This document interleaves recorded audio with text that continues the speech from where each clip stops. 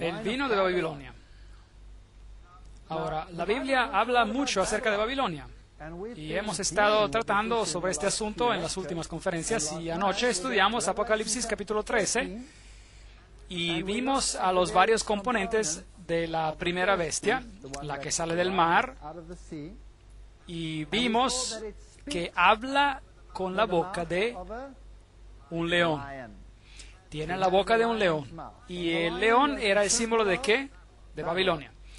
Ahora, la Biblia también nos advierte que el pueblo de Dios está en Babilonia.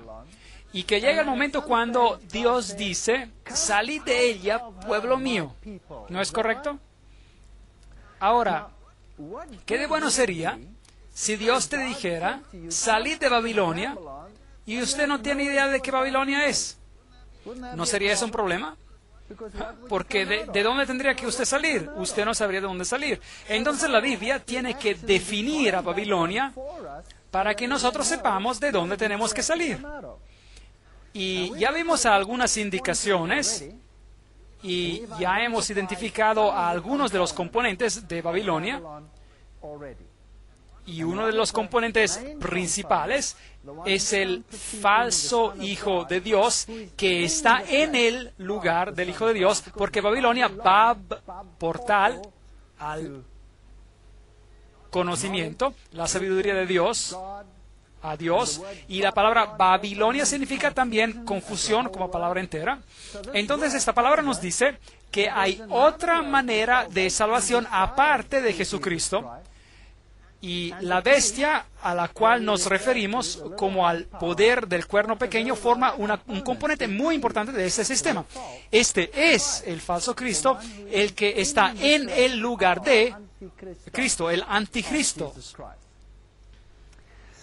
Entonces, si este es el poder que será seguido por el mundo entero, y anoche también vimos cuántos en el mundo caminaban detrás de la bestia, o eran maravillados por la bestia, era todo el mundo. Entonces, ¿cuán prominente es este poder? ¿Y qué representa? ¿Por qué Dios lo condena en los términos lo más fuertes? Les diré por qué. Porque es un sistema falso. Y un sistema falso trata de venderse a sí mismo como el sistema verdadero, cuando en realidad es falso. La Biblia dice, y no participéis en las obras infructuosas de las tinieblas, sino más bien reprendedlas. Efesios 5:11. Así que echémosle un vistazo al por qué este sistema es llamado Babilonia y cuál es el rol prominente que juega el poder de la bestia, el cual hemos lamentablemente identificado como el poder del papado, y qué rol juega en esta trinidad babilónica.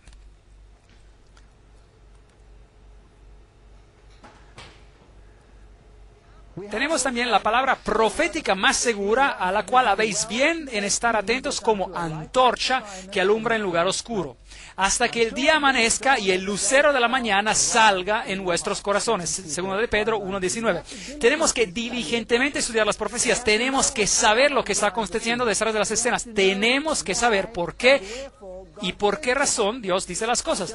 Jeremías 51, 6 y 7, hablando de la Babilonia literal, dice: huid de en medio de Babilonia, poneos a salvo. Ahora, la Babilonia literal es el tipo, el prototipo, es nuestro libro de enseñanza para explicarnos por qué Dios llama Babilonia también a la confederación de los tiempos finales. Para que no perezcáis a causa de su maldad. Porque es el tiempo de la venganza de Jehová. Él va a darle su merecido.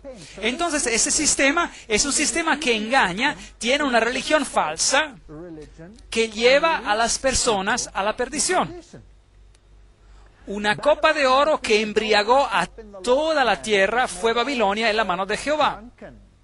De su vino bebieron los pueblos, se aturdieron las naciones.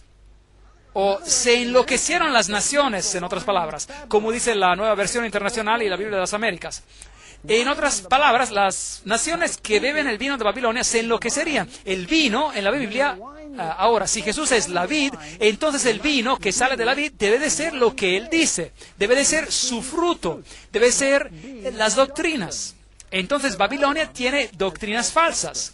Ahora, esta noche no vamos a tratar con todas las doctrinas falsas, vamos a mirar al por qué la Biblia define ese sistema como a Babilonia. Y vamos a ir a la antigua Babilonia para poder hacer esto. Por eso se la llamó Babel, porque de allí confundió Jehová el lenguaje de toda la tierra. Génesis 11:9.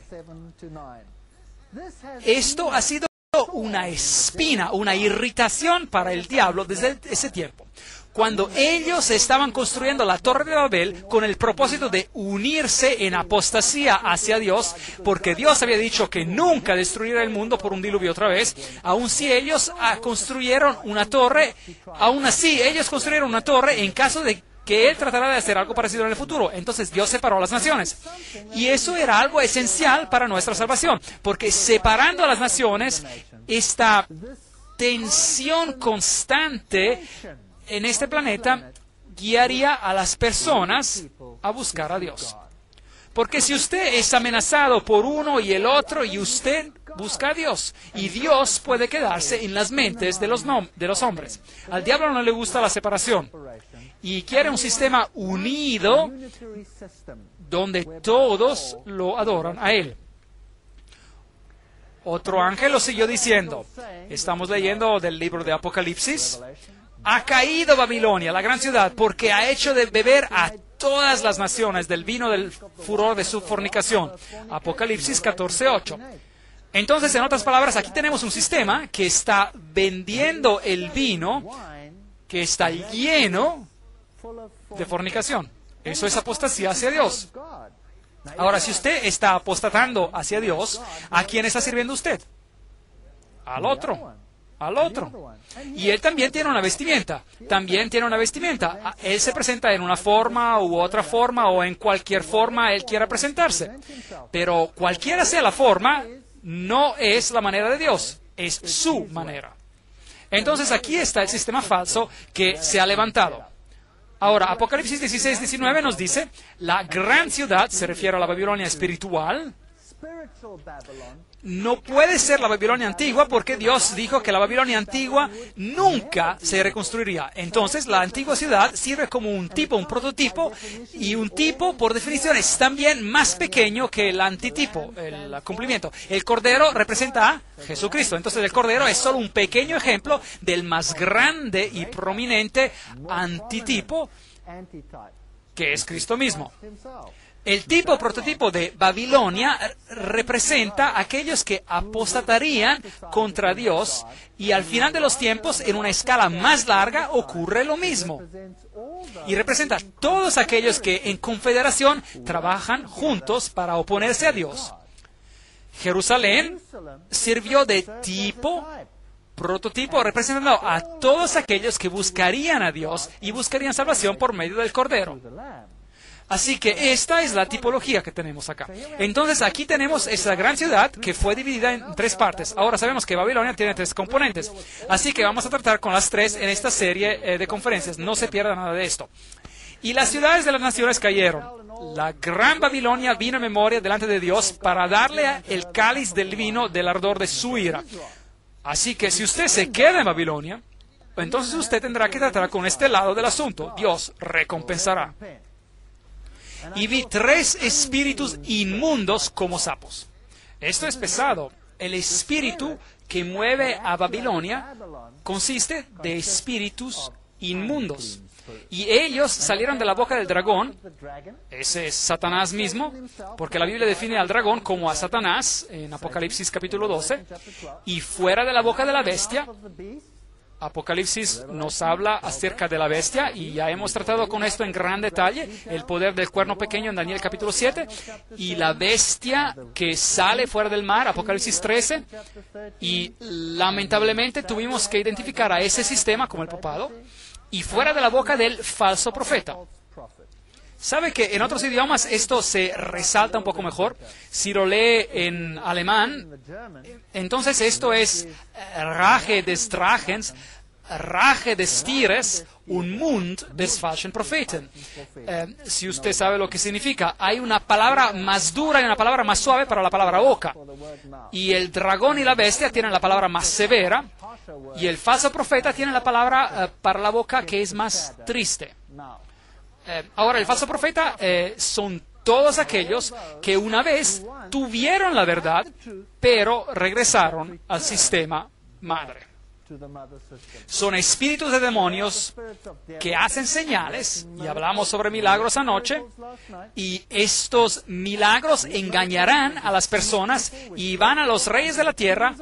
Esto representa a los sistemas políticos del mundo. ¿Y cuánta parte del mundo? En todo el mundo, para reunirlos para la batalla de aquel gran día del Dios Todopoderoso. Entonces el conflicto será entre esta falsa Trinidad y el pueblo de Dios, los que guardan los mandamientos de Dios y tienen el testimonio de Jesucristo.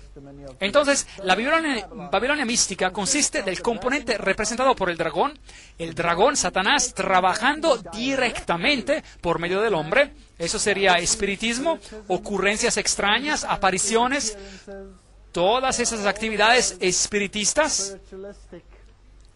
La bestia representa la religión organizada que culmina en el papado, y el falso profeta representa a aquellos que alguna vez supieron de la verdad, pero están retornando a las falsas profecías. Eusebio nos dice que Constantino, para encomendar la nueva religión a los paganos, él integró en el cristianismo los adornos exteriores a los cuales los paganos estaban acostumbrados en sus prácticas.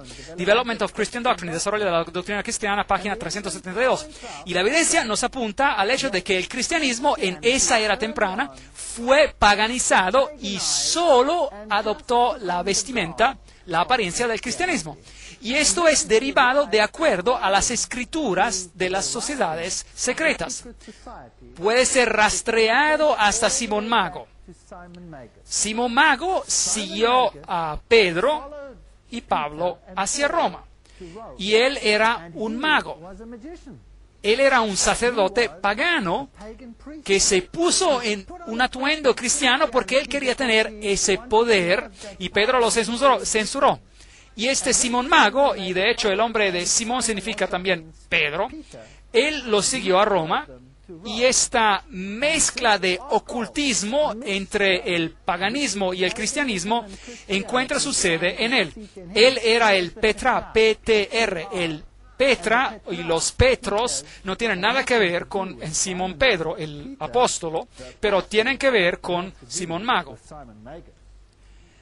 Sé que después de que me vaya, los lobos salvajes vendrán adentro de entre ustedes y no respetarán al rebaño. Incluso de su propio número los hombres se levantarán y distorsionarán la verdad para atraer a los discípulos a ellos. Hechos 20:39. Las enseñanzas de Simón Mago, habiendo venido de Samaria, eran en su naturaleza cabalísticas.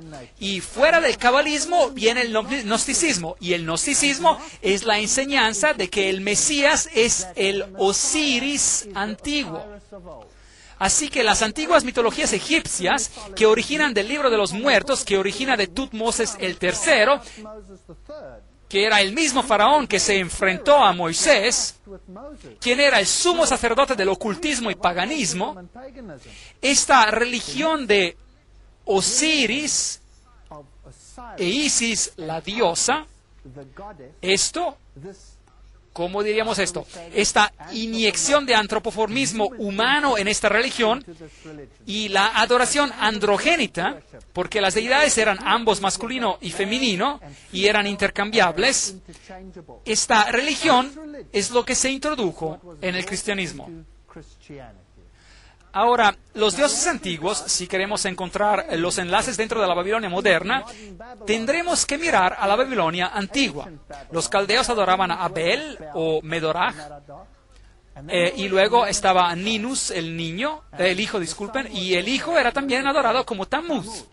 Y las mujeres de Israel eran muy aptas para llorar por Tammuz, porque él era un Mesías artificial, un Mesías falso. El diablo preparó a Mesías con anticipación antes del Mesías verdadero, para que las personas no aceptaran al Mesías verdadero. ¿Cómo sabemos que Jesús es el verdadero? ¿Usted se acuerda de la profecía que estudiamos? ¿Recuerdan de las profecías sobre el Mesías? La profecía de las 70 semanas, donde la maldición rabínica dice que usted será maldecido, su mano, su dedo, su muñeca, su brazo, y usted será maldecido si cuenta las 70 semanas. Porque esto identifica al Mesías verdadero con exactitud perfecta. Entonces el Mesías falso ya estaba allí, y ese era Tammuz. Luego había la diosa Rea. Ella era también adorada como Ishtar, de donde tenemos la palabra la Pascua en inglés, hoy en día, Astarte, Beltis, y ella era la reina del cielo. Ella era la reina del cielo, y ella era conocida como la aplacadora de la cólera. Ahora, en catolicismo tenemos exactamente la misma cosa. Nos viene declarado, nadie viene al Padre sino por medio de Jesús, pero nadie viene a Jesús excepto por medio de María. Y María es la mediatrix, la mediadora, ella es la aplacadora de su cólera. Entonces tenemos un sistema similar de lo que teníamos aquí en los tiempos de Babilonia. Ahora, si usted toma esas religiones y las mira a nivel mundial, en Egipto, estas deidades eran adoradas como Isis, la diosa, y como su hijo Osiris. Y Osiris era el que murió, se convirtió parte del sol, fue resucitado y volvió a esa tierra como Horus. Horus, el niño divino, y la madre divina, Isis. Así que tenemos la adoración a la madre y al hijo. En India eran adorados como Isi e Ishvara. Es la misma religión. De hecho, la religión babilónica es hoy la religión universal de todos los sistemas religiosos. En China era Xing y Mu y la Santa Madre y el Hijo. En Grecia era Ceres e Irene y Pluto. En Roma era Fortuna y Júpiter, Puer. Este era un sistema antiguo de adoración. Es interesante que en los seminarios recientes que acontecen en acerca del cristianismo en el mundo hoy, los seminarios llamados Jesus Seminars, en inglés, los seminarios de Jesús, donde hablan acerca de una nueva reforma, que Dios nos guarde de llamar eso una reforma, donde ellos hablan acerca de una reforma y quieren poner a Jesús al mismo nivel de Osiris. Yo tengo un problema con eso, porque uno es falsificación del otro. Y las doctrinas religiosas asociadas con el libro de la muerte, que consideran a Osiris, son totalmente lo opuesto de lo que la Biblia dice. Bueno, Ezequiel 8:16 me llevó al atrio de la casa de Jehová y vi que junto a la entrada del templo de Jehová, entre la entrada y el altar, había unos 25 hombres con sus espaldas vueltas al templo y con sus rostros hacia el oriente y adoraban al sol, postrándose hacia el oriente. Entonces el antiguo Israel, aunque ellos conocían a Dios y conocían el poder de Dios, ya se habían desviado hacia este paganismo. Les diré por qué. Porque era una religión muy sofisticada. No subestimen el paganismo. Nosotros creemos que esas personas eran tontas o estúpidas porque adoraban a dioses paganos. Y nosotros no somos menos tontos que ellos, ¿sabían eso? Por la mayoría de mi vida yo he servido a dioses paganos y ni siquiera lo sabía. Pero ese es un hecho. Así que ellos adoraban al sol porque la adoración del sol es una falsificación perfecta de la adoración mesiánica. En otras palabras, es fácil sustituir uno por el otro, aplicarle la vestimenta, la forma correcta y aplicarle la liturgia correcta y creamos una religión. Ahora, la religión viene de la leyenda de Nimrod y Semiramis.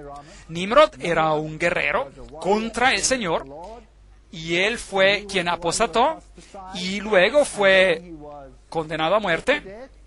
Y su viuda, Semiramis, alega de que él había sido resucitado y había sido llevado al sol y había renacido por medio de ella.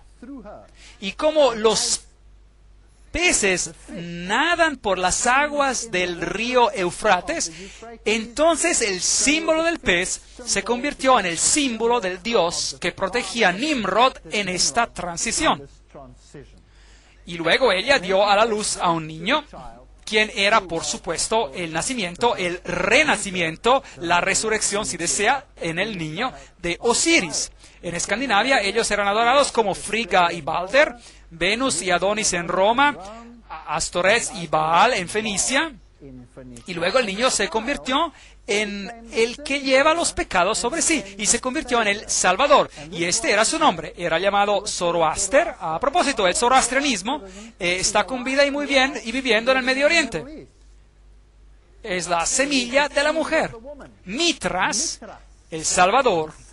Mitraísmo es una de las formas más sofisticadas de adoración al sol. Y estaremos tratando con el mitraísmo porque es sorprendente quién era Mitra y quién es el mitraísmo hoy en día. Hasta aquí en los Estados Unidos se sorprenderán de cuánto mitraísmo hay. Dionisio es el que lleva los pecados sobre sí, Baco, la rama, Vishna, el hombre víctima, Osiris, el rey de reyes. ¿Reconocen a esos títulos? Aquellos son todos títulos que pertenecen a Jesucristo y han sido apropiados por estas deidades paganas.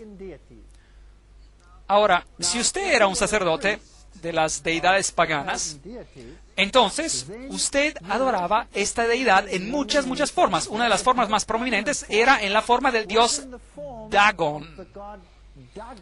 Y los sacerdotes de Dagon, On es la palabra dios en egipcio y Dag es pez.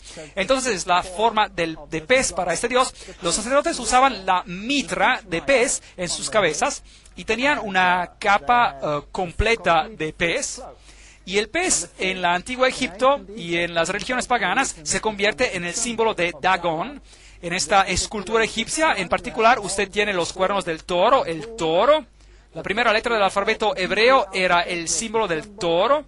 Y en el este era el alfa, el elef, el elefante se convierte en el toro del este. Y esas criaturas se convierten en símbolos del dios Sol.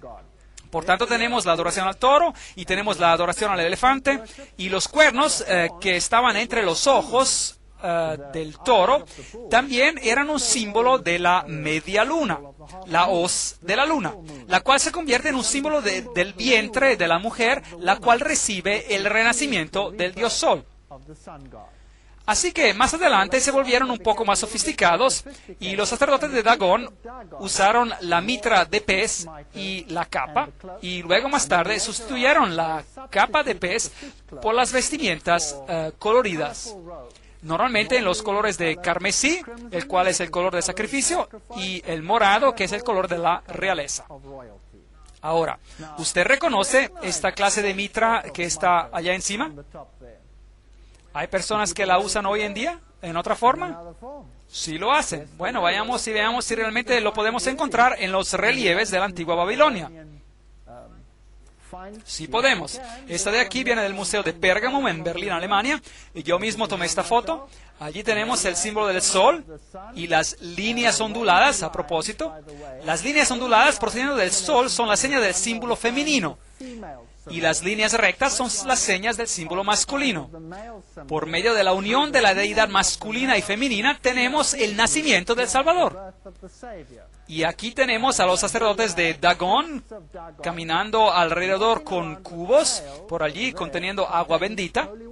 Y ellos tenían pequeños cepillos, los cuales eran hechos de hisopo, y luego rociaban en las personas para lavarlos.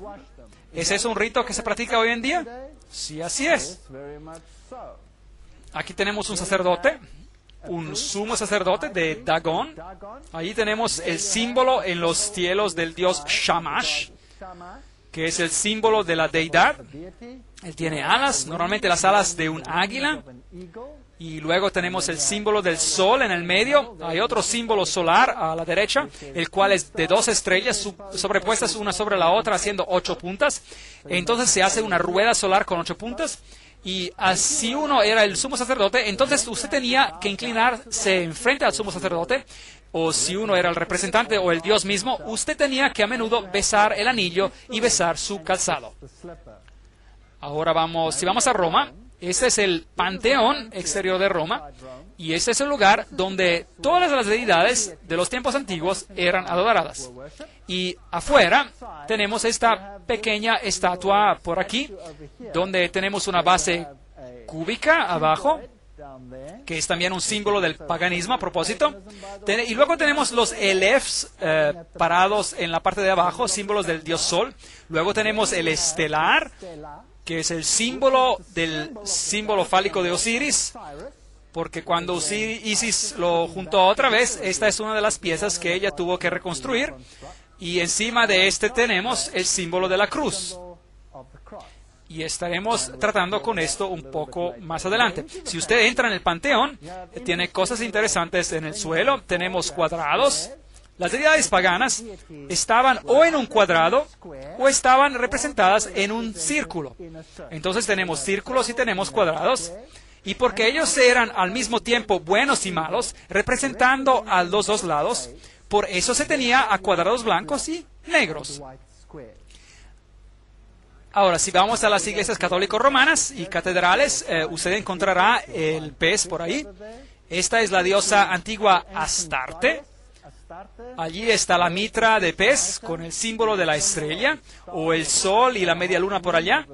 Y luego tenemos toda una serie de símbolos paganos en la mano, muchos de los cuales son usados hoy en día. Este, por ejemplo, se usa en el mundo de la medicina. Este aquí arriba es muy interesante. Aquí es una forma de pez. Ese viene del hinduismo como un símbolo de la deidad pagana. Allí estaba el dios Osiris. Y aquí tenemos algunos símbolos interesantes en la mitra del Papa. Ahí tenemos el símbolo del dios Sol. Este es uno de los símbolos principales de la deidad del Sol, donde las 4 puntas están dentro de un círculo. Y esta aquí es una cruz conocida como la cruz maltés. Y los caballeros de Malta usan esa cruz en particular. Y veremos que si usted mira esta cruz en particular, es un símbolo directo de la deidad del sol. No tiene nada que ver con el cristianismo. Pero vayamos allí. Aquí está uno de los reyes de los tiempos antiguos. Y este es un rey asirio, Sardón se llama, y que tiene alrededor de su cuello. ¿Lo pueden ver?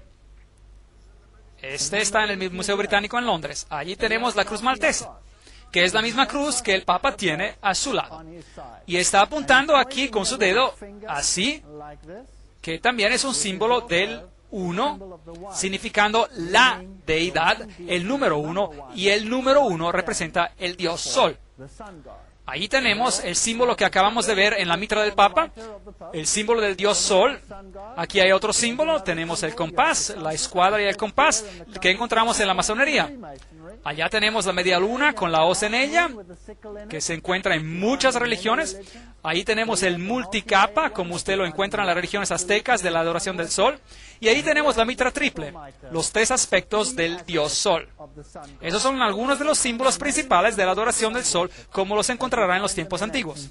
¿Dónde cree usted que lo encontraremos de la manera más prominente hoy en día? Probablemente en el papado. Bueno, Todos ellos están usando mitras de pez. Aquellos son mitras de Dagón. Vayamos a la Basílica de San Clemente, una de las iglesias en Roma. Vayamos al fondo, encontraremos que usaban un altar, que a un lado estaba inscrito con símbolos cristianizados, y por el otro tenía petroglifos de la adoración pagana al sol. Así que ambas religiones adoraban en la misma capacidad, usaban los mismos lugares, intercambiaron los altares y eventualmente se fundieron en una religión. La historia de la Iglesia nos dice, la cristianidad se convirtió en una religión establecida en el Imperio Romano y tomó el lugar del paganismo. La cristianidad, tal como existió en la Edad Oscura, se podría definir como paganismo bautizado. Es muy interesante. Veamos lo que la Iglesia Católica Romana tiene que decir acerca de esto. The Story of American Catholicism, página 37, la historia del catolicismo americano. A menudo se ha acusado que el catolicismo es revestido con muchas incrustaciones paganas. El catolicismo está listo para aceptar esa acusación e incluso hacerla alardear. El gran dios Pan no está realmente muerto. Él está bautizado. Entonces el paganismo está dentro de la iglesia. Y la deidad verdadera, detrás de las escenas, quien es adorado no es Jesucristo, sino Osiris. En cualquier forma él esté representado. En la forma de Pan, usted lo encontraría en las arboledas. Él era el dios de las arboledas. Él era el dios del temor. Y de allí es donde viene la palabra pánico. Y este dios Pan es el que es adorado, ya sea como un hermoso joven que se viste y lleva las ovejas como pastor, o es adornado como el que tiene las patas de cabra, dependiendo de qué aspecto usted lo está mirando. Porque ya sea que usted lo adore en un sentido positivo, o ya sea que usted lo adore en un sentido negativo, es la misma deidad. Es lo mismo, ya sea que usted adore a Lucifer, o que adore el lado bueno, el lado de luz o el lado oscuro, son uno y la misma deidad. Bueno, déjenme llevarlos a esa catedral católica muy prominente. Estuve buscando por esos símbolos en esta catedral católica en el sur de Alemania, y aquí encontré lo que ellos llaman la estatua de David. ¿Puede verlo ahí, con las ovejas, llevando a una oveja alrededor de su cuello? Y me preguntaba si era una representación de David o si era una representación del otro. Bueno, no es muy difícil decirlo porque ¿qué tiene en su mano? Él está llevando una flauta Pan. Ahora, ¿alguna vez David tocó la flauta Pan, sí o no? No. David no llevaba la flauta Pan, él tenía un arpa. El arpa de mano. Así que ese instrumento me dice que este es Pan y no el otro. Luego me interesé, después de haber visto a Pan, por aquí a lo mejor encontraría a Pan en su forma negativa, en la misma construcción, en el mismo edificio. Y fue así, allí está Pan, con las patas de cabra y todos estos símbolos del paganismo, incluyendo a Janus o Jano, el dios de dos cabezas. Así que esto es el paganismo en su forma más elevada. Si vamos a la Basílica de San Juan de Letrán, que es la iglesia donde el papado habla ex cátedra, es decir, en su forma más autoritaria, o si vamos a la Basílica de San Pedro, todo el sistema aquí, toda la construcción en su sistema es un sistema de la adoración pagana al sol. El lugar es el lugar antiguo, a propósito. La mayoría de las catedrales en el mundo están construidas en los mismos lugares paganos antiguos donde las deidades antiguas eran adoradas.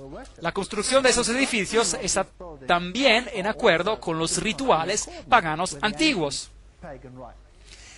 Así que aquí tenemos el triángulo, por ejemplo, tenemos la famosa cúpula del sol y tenemos esa estructura con pilares que es normalmente conocida como el asiento de la diosa. Y si usted entra en este lugar, en el piso, encontrará el título oficial del papado, que es Pontifex Maximus. Ahora, ese título viene de Babilonia y ha sido cambiado a través del tiempo. Cuando Medio Persia tomó el poder, los medos persas tomaron la religión, este mismo sistema religioso. Los sacerdotes de Babilonia sublevaron en algún momento, salieron y huyeron a Pérgamo. Y allí el rey el pontífice, el Pontifex Maximus, gobernó hasta los tiempos de los romanos, cuando él dio su título, sus vestimentas y todos los poderes de ser una deidad y al mismo tiempo un sumo sacerdote. Todo esto lo dio al emperador. Y es por eso que los emperadores romanos obtuvieron el título Pontifex Maximus. Y cuando Roma decayó y la sede de los Césares estaba vacante, el obispo de Roma reclamó ese título Pontifex Maximus, lo cual significa el constructor de puente. Él es el puente entre el cielo y la tierra, así que él toma el lugar de Jesucristo, porque Jesucristo es el puente entre el cielo y la tierra. Así que, y si queremos ver, si encontramos símbolos interesantes, este está en el piso del Vaticano. ¿Qué tenemos por aquí? Ahí tenemos la corona triple. ¿Dónde la hemos visto? Este es un símbolo de la religión antigua que vimos allí asociados con el sistema babilónico y los reyes asirios. Ahí tenemos otro símbolo interesante que es el león con las alas de águila. ¿Cómo define eso la Biblia? Lo define como Babilonia. Luego tenemos la flor de lis, que es el símbolo de la unión de las deidades masculinas y femeninas, y luego tenemos la cola partida, que es el símbolo de Dagón. Los tenemos todos aquí. Hasta tenemos el asiento pagano, que ellos declaran ser el asiento de Pedro. Ahora, para poder calificar para la salvación, usted tiene que entrar por la puerta. Noten cómo todo eso está basado en la verdad, porque el diablo está falsificando a la verdad. Cristo dice, yo soy la puerta. Nadie viene al Padre sino por medio de mí.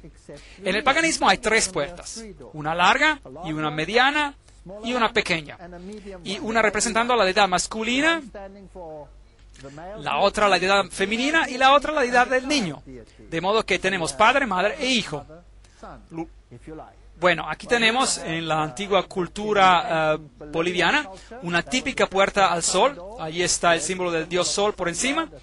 Y aquí tenemos las tres piedras santas o rocas en la costa de Futamigaura. Eso es en Japón. Y uno sería el padre, la madre y el hijo. Y encima de este también tenemos el portal de la pareja divina, la puerta del sol guiando adentro. También en Futimigaura tenemos las ranas de bronce, que fueron también una forma de la deidad, porque esto es una forma de panteísmo, Dios está en todo. Y también tenemos las ranas, por supuesto, en Egipto. Así que esas religiones no están muertas, todavía existen y están bien vivas. Aquí tenemos la puerta al sol con las alas en Sendang, en la mezquita de Duar, en el sistema hindú. Entonces el hinduismo, las religiones antiguas, las religiones del este, todas tienen las puertas del sol de Babilonia. Ahora, ¿quién sospecharían ustedes si él se convertiría en el sumo sacerdote de Babilonia en nuestros tiempos, que sería asociado con las puertas del sol hoy en día? ¿No sospecharía que el papado, si la Biblia está en lo correcto, tendría la misma cosa? Bueno, allí lo tiene. El jubileo. Juan Pablo II bendice la Santa Puerta en el día del Año Nuevo. ¿Dónde en la Biblia se lee acerca de una Santa Puerta? ¿Ha leído eso en alguna parte? Que Jesús dice, yo soy la puerta, yo soy el camino, vengan por medio de mí. Pero aquí se usa este símbolo en un sentido completamente diferente. A propósito, cualquier incrustación pagana que usted pueda imaginar se está justo aquí en esta vestimenta que él está usando. Bueno, el papado también alega que él tiene las llaves, y las llama las llaves de Pedro. Son las llaves del Petra, en realidad, porque están en Babilonia con el dios León. Las llaves al cielo y al infierno. ¿Se acuerdan que él dijo que la sentencia del sacerdote tiene precedencia y que Dios tiene que suscribirse a ella? Entonces, es el sistema que determina si usted va al cielo o si usted está perdido. Y ya no es Dios. Ahora, tenemos a otro símbolo del dios león por aquí, en los tiempos antiguos. Entonces, las llaves son un símbolo del león. Ese león lleva un bastón muy interesante. Todas estas deidades antiguas y los sumos sacerdotes de estas deidades llevaban bastones con un copo de pino encima, porque el copo de pino es el símbolo de la fertilidad. Ahora, si entramos a los rituales de cómo ellos trataban al sumo sacerdote, quien era una reencarnación, así como el faraón del dios Osiris, y por tanto un representante de Osiris en la forma de Horus, si desea, en esta tierra. En las culturas antiguas, a ellos se los llevaba normalmente en un taburete como este, y asociados con esto tenía ventiladores que consistían de plumas. Podrían ser plumas de pavo real, y el ojo en la pluma del pavo real es el ojo sabio de la deidad que ellos adoraban. Y podría ser plumas de avestruz, porque la pluma es asociada con el ave, que en el análisis final nos conduce de regreso al dios Fénix. Pero regresaremos a eso más adelante. Ahora, ahí está el papado, y ahí tenemos el Papa Pío, todavía siendo llevado de la misma manera, exactamente como en los tiempos paganos, con exactamente los mismos ritos, con las llaves gemelas que vienen de Babilonia. Las señales de mano que se usan aquí son muy interesantes porque todos ellos son sistemas paganos de la adoración del sol. Si usted toma las danzas de los hindús, las señales de manos que ellos usan, cada una de ellas es meticulosamente practicada porque tiene un significado en términos de la adoración del sol. Ahora, ahí está la corona triple que usted encontraría ser derivada del paganismo, con la que el Papa se pone en el trono, o el Papa es coronado. Aquí la corona está siendo llevada, allí atrás están las colas gemelas, los cardinales aquí acostados abajo mientras esto acontece. Aquí usted puede ver la ordenación de los nuevos obispos y cardinales. Mírenlos acostados exactamente como lo era en los tiempos paganos. Aquí tenemos la tiara triple, el dios pagano, 1800 antes de Cristo. Note la corona triple, 1, 2, 3. Y ahí usted tiene la tiara con cuernos del dios de alas de los asirios. Aquí tenemos la corona triple en Krishna, que es hinduismo. Así que la corona triple es un símbolo de la antigua religión de Babilonia. Y allí usted tiene el toro con alas, el querubín, también con una corona triple que proviene de los tiempos asirios, tiempos babilonios. Entonces, el que usa la corona triple ahora es el sumo sacerdote de las deidades antiguas. Aquí está la tiara del Papa Sixto. Hay 6 serpientes debajo de la pirámide oculta en esta. Ahora, miremos a la adoración de la Madre y del Hijo. María y el niño Jesús. Este símbolo es exactamente el mismo que tenemos en el paganismo. Y es interesante que tengamos vírgenes negras y tenemos vírgenes blancas. Tenemos a Jesús negro y a un Jesús blanco. Ahora, en el paganismo esto era exactamente lo mismo. Osiris era adorado como negro o era adorado como blanco, dependiendo de qué aspecto de la deidad usted favorecía. En el juego del ajedrez, ¿qué tenemos ahí? Tenemos cuadrados blancos y negros. Y el juego de ajedrez es diseñado, este es un antiguo juego oculto, diseñado por los francmasones para mostrar que el peón, aún el peón, puede derrocar al rey y maniobrarlo. De hecho, usted puede intercambiar el rey por la forma femenina de la deidad y convertirse en la reina, si desea. Así que el blanco y el negro eran símbolos que ya eran representados en la adoración de Osiris y en la adoración de Isis. Y la tenemos en el catolicismo también.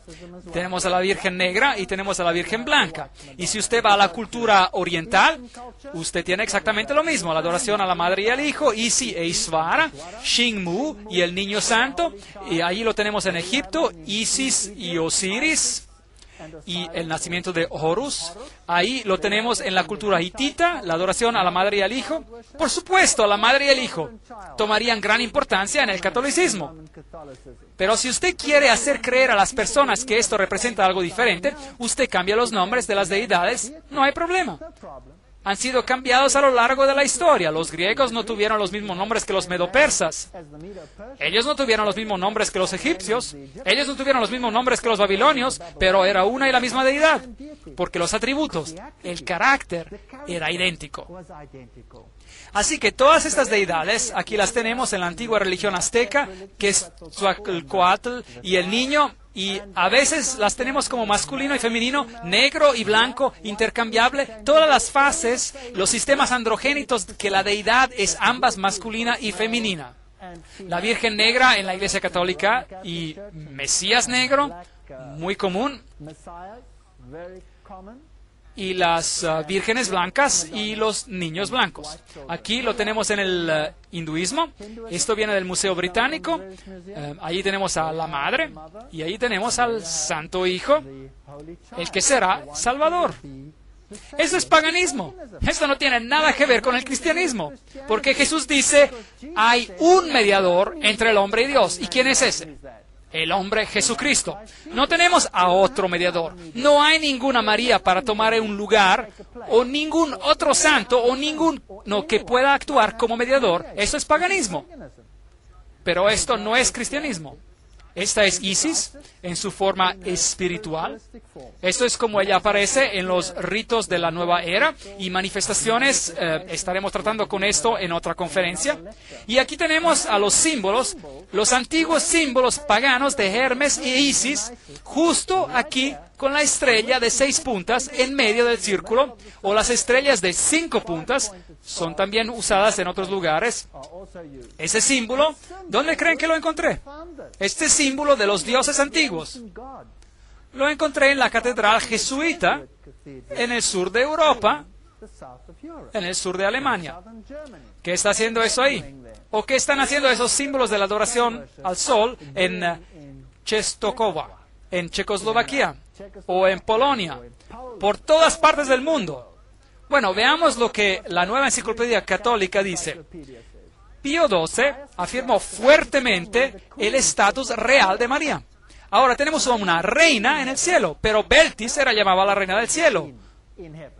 Él insertó en el calendario para el 31 de mayo una nueva fiesta para la reina María. Entonces María fue remodelada y reformada para encajar en el rol de la antigua deidad y puesta enfrente de las personas como la nueva mediadora.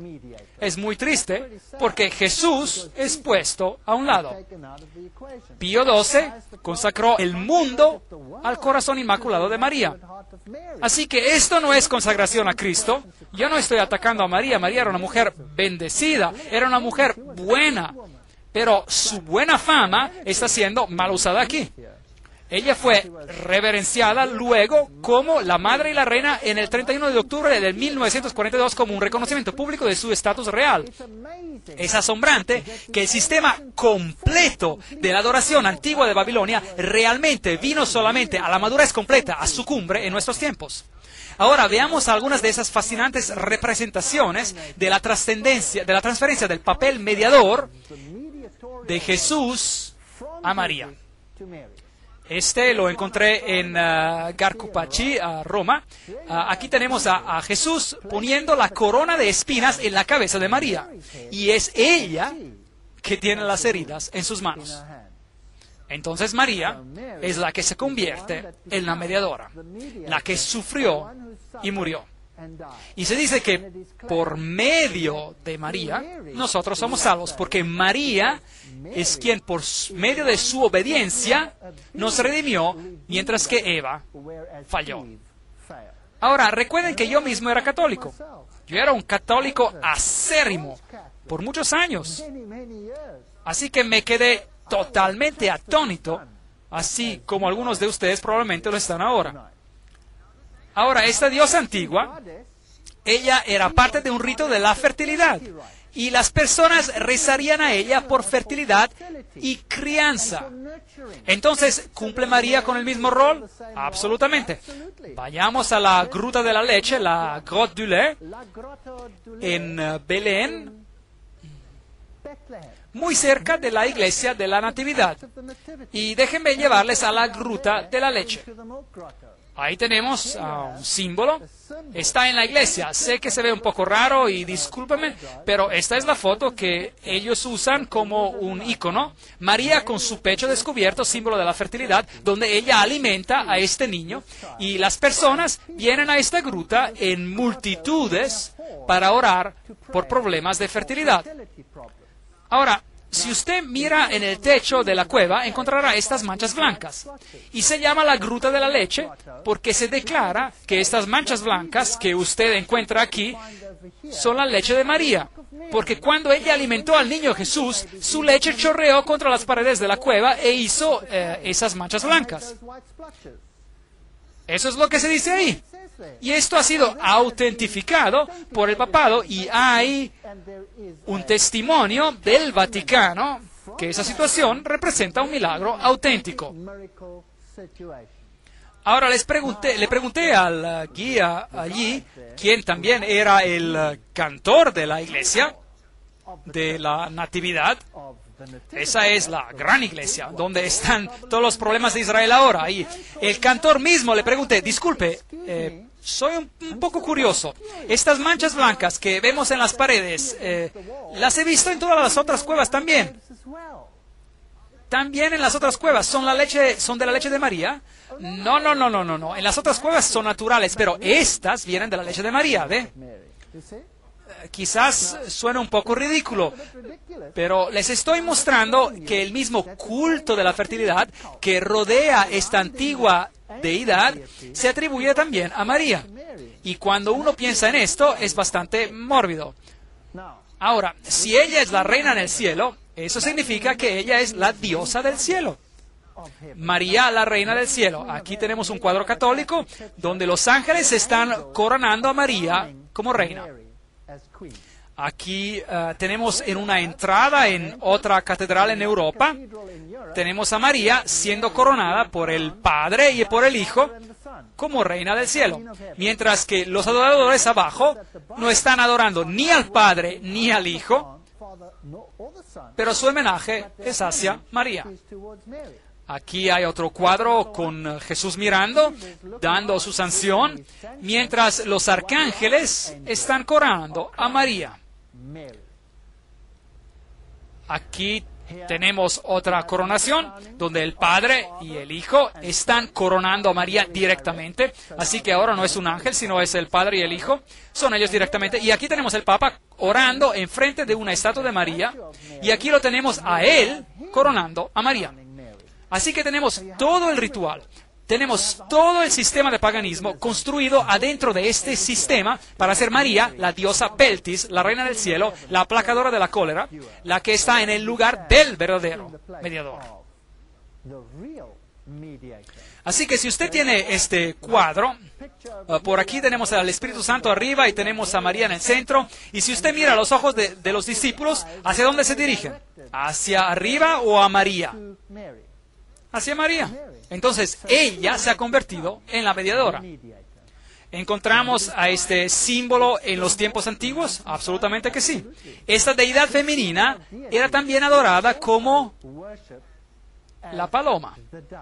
Y ahí tenemos la doble paloma, que también era un símbolo con dos cabezas, que puede más adelante ser interpretada como la fénix de dos cabezas o un águila de dos cabezas, un símbolo interesante de la masonería, de hecho. Y aquí tenemos el símbolo de Juno, la paloma. Aquí tenemos el símbolo de Juno, que es un símbolo usado por las Naciones Unidas para la paz. Aquí hay otro de la paloma, símbolo del dios Juno o Juno y la paloma. Y la paloma representa la fuerza gentil, suave y toma el lugar del Espíritu Santo. Así que la deidad femenina es también la que se emana como la apacible, el Espíritu Santo. Así que cuando usted encuentra sobre muchos púlpitos este símbolo, uno ya no está seguro. ¿Es esto una referencia al Espíritu Santo o será una referencia a Juno, a Juno? Y cuando lo encuentra en el resplandor solar, ¿es de eso que el cristianismo se trata? Ezequiel 8, 13, 14. Me dijo después, vuelve, verás que estos hacen aún mayores abominaciones. Me llevó a la entrada de la puerta de la casa de Jehová, que está al norte, y vi a unas mujeres que estaban allí sentadas llorando a Tamuz. Entonces el antiguo Israel fue engañado en la adoración a la madre y el hijo. Y el Israel moderno está siendo engañado, hablando acerca del Israel espiritual, a hacer lo mismo. Una cosa interesante acerca de estos dioses antiguos es que ellos siempre fueron asociados con los lugares oscuros. Eran asociados con las arboledas. La diosa Diana era la diosa de la caza. Y muy a menudo un ciervo o algo así era asociado con ella también. Y ella también en todas las culturas paganas emanaba fuera de una cueva. Ella salió de la cueva. Así que en estas representaciones que tenemos por aquí, tenemos estas estatuas dentro de las cuevas. Ahora, estas están en las catedrales. Esta está en la catedral principal de los jesuitas en Checoslovaquia, y ahí tenemos estas deidades o estatuas de ellas dentro de las cuevas. Y tenemos arriba las letras IHS, que hoy en día nos dicen que significa en su servicio. Pero, por supuesto, esto no significa en su servicio para nada. La Iglesia Católica dice que se refiere a Iesus hominum salvator, que significa Jesús el Salvador de los hombres, pero si usted pertenece a un círculo oculto, usted reconocerá que esto es como Isis, Horus y Seb, la Trinidad egipcia. Isis, Horus y Seb. Seb era el oscuro. Él es el otro lado de Osiris. Osiris y Seb son realmente intercambiables, y uno es la luz y el otro es la oscuridad. Uno es bueno y el otro es malo. Si desea, usted podría adorar a ambos hoy en día. En los círculos ocultos lo hacen. Ellos los adoran como a Lucifer, el propagador de la luz, o a como Satanás. Y el satanismo y el luciferanismo adoran a la misma deidad. Y es por eso que los luciferanos y los satanistas o satánicos son a menudo buenos amigos. Unos practican la luz y los otros practican la oscuridad. Los satanistas tienen que hacer buenas obras para apaciguar a su Dios y tienen que sacrificar a su Dios. Luciferanos tienen que hacer la misma cosa. Y ellos se pueden intercambiar, pueden adorar a ambos, porque no importa si tú adoras el lado oscuro o si tú adoras el lado de la luz. Y verdaderamente da miedo, porque a veces uno no puede diferenciarlos. Bien, si usted va a las catedrales antiguas, esta es la catedral de Colonia en Alemania. Tenemos el símbolo de Apolo, el dios ahí. Y luego tenemos la luna y las estrellas, sol, luna y estrellas. Esos son los tres aspectos del dios Sol. Como tenemos Brahma, Shiva y Vishnu, Brahma el sol naciente, Shiva el sol del meridiano, Vishnu el hombre víctima, el sol que se sumerge en las aguas de la noche y se convierte en Dagon, el dios pez, o Poseidón, se levanta del agua y es adorado ya sea como Poseidón o la serpiente o la forma triuna. La forma triuna. En esta catedral, por aquí, tenemos un relieve muy interesante. Aquí tenemos el león con las alas de águila, con el sol en el fondo, un símbolo babilónico muy prominente, y la Iglesia Católica Romana lo llama el símbolo de San Marcos.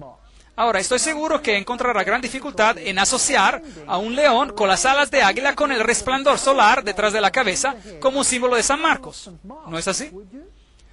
Ahora, ¿a qué está mirando esta figura, este león? Él está mirando a un círculo por aquí con una cruz en él. Y eso era uno de los símbolos principales de la deidad solar. Este era un símbolo de Lucifer, el símbolo del círculo con una cruz en él. Usted lo encontrará en muchas organizaciones hoy en día. El otro símbolo, por supuesto, es el símbolo del toro. Recuerdan, el toro es la primera letra, el 1, el símbolo del propagador de la luz, Lucifer. También con el resplandor detrás de él lo llaman San Lucas de Marcos o Lucas, y allí nuevamente tenemos el mismo símbolo. También las mariposas son símbolos del culto de la fertilidad. La mariposa va de flor en flor. La abeja es también un símbolo del culto de fertilidad. También va de flor en flor, de flor en flor. Jovencitas, si ustedes tienen un tatuaje de mariposa en sus hombros, esto tiene un significado más profundo de lo que ustedes piensan. Veamos si podemos encontrar los símbolos del toro y del león. Seguramente que sí, ahí están. Es el templo de Isis y Uranos. Número 3, Enciclopedia of the Unexplained Magic, Occultism and Parapsychology, la enciclopedia de lo inexplicable, magia, ocultismo y parapsicología. Isis está asociada con los varios cultos del toro y del culto del león y el culto del fénix. Ahí está el fénix.